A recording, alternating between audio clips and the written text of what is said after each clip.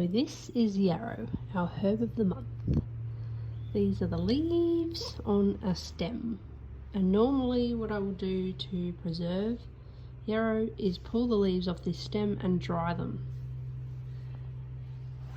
Yarrow is normally known for its blood clotting properties, but it also can be used internally to help sweat colds and fevers and things like that out. It is said to be antiviral because of this, because of its ability to induce sweating. It has also been used to soothe the GI tract internally, and it's also used, interestingly, to control a woman's menstrual cycle. So it also helps with those that bleed heavily. It will reduce the bleeding, and it will also bring on a cycle if it hasn't happened and it's supposed to. So if the woman's not pregnant, I wouldn't recommend taking this if the woman's pregnant. I'm not 100% sure if it's safe for that. She'd have to do a bit more research on that one, because I'm not pregnant, I haven't had to worry about it. But certainly I use this as a blood clotting, I guess, aid, but it also will help with blood clots that are in undesirable places that are in your body. It will help to reduce those. So it's an interesting herb because it sort of has properties that do the opposite to each other. So I thought I'd do a little bit of a feature on why we grow yarrow here and what we use it for. You can eat this to apply to a wound. You would chew these leaves up to get the juices out, and you would just put them on the wound to stop the bleeding and to help with any sort of infection and so forth that might be in that wound. Just helps to keep that at bay. So that's how you would use it for a wound. You could also, like, what do you call it, like bruise the leaves if you don't want to eat it. It has also been used chewed up to help with toothache. So that's another interesting way of using it. I haven't used it for that personally, but apparently that it works.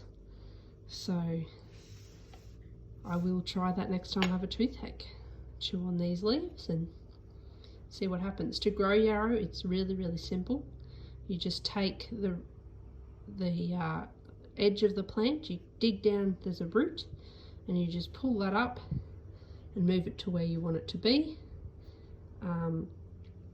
Some say to cut the leaves off. I tend to just leave the leaf on because normally there's only one leaf there, and it will sort of die back a little bit, but then it'll spring back to life pretty quickly. But they do say to cut that off, so you can do that if you like, but I just like to leave it there so I know where the plant is, really. And yeah, when that starts to come back to life, you know that it's good to go. So if you know someone with yarrow, just ask them if you can have a root. That sounds really terrible. I apologise for that. Have the root of the yarrow, and you can take that out of the ground and move it to where you want. I would plant it within sort of at least half an hour would be the maximum time that I would say you would leave it out of the ground for. Replanting it as soon as possible is a really good idea. So I'm going to skip to a photo now of my yarrow with its flower, so you can get an idea of what the plant looks like. And this will grow pretty much anywhere. Some say it's invasive, but I find it pretty, it just sort of meanders through the garden really. It doesn't take over anything. I have heard that it's also a nitrogen fixer, so it's actually good for your soil in your garden. And like I said, I don't find that it takes over anything. I've got things growing really successfully beside the yarrow plant, so I don't find it invasive, and I like to have plenty of it anyway because it's a good little herb to use for different things. I certainly use it every month because I find it helps with cramping for women on their period, so that's why I use it regularly. And I'll just get that out of the photo there. I just realised that was there. So that's basic yarrow for you. And I believe there's some spiritual properties of this plant too, but I haven't sort of done much research on that one. But yeah, it's been used for a long time for blood clotting and the healing of wounds and things. So certainly a good herb to have, and unfortunately it's not very common to hear about people growing it.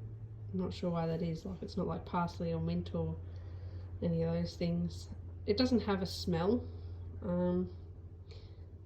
Not really sure. It doesn't have much of a taste either. It just tastes like a mild leaf. It's not really bitter. It just it's an interesting one. It doesn't have much of a taste at all. So, you know, it doesn't taste bad. It doesn't taste particularly good either, but it's just sort of a mild herby taste, I suppose. So, and this is still growing in our frosts at the moment. It's still in flower, actually. One of our plants is still in flower, but yeah, it still hasn't died back or anything like that. I'm not sure if it will, or if it's an evergreen. I guess I'll find out. This is the first year we've grown it, so it certainly does grow in the cold. As far as I know, it grows in the heat as well. I'm quite sure some friends of mine up north in the hot sunshine coasty weather grow it, so it will grow in the tropics as well as the more temperate colder regions. So anyway, we'll skip to that photo now, and have a good day, and I hope you enjoyed this little chat about yarrow. If you enjoyed it, please hit the thumbs up button and share it and all that sort of jazz, and I will see you next month with a new herb. Probably see you before that with some other crazy video, but with a new herb I might see you. Well, I will see you. I probably won't see you actually, because you're not on the other end of the camera, but you'll see me, or see of my video in a month's time. And I'm not even sure what I'm going to feature yet. I only just decided yarrow was a good idea today, so you never know. If you have anything that you'd like to be featured that hopefully grows here, please let me know and I will do that. Bye.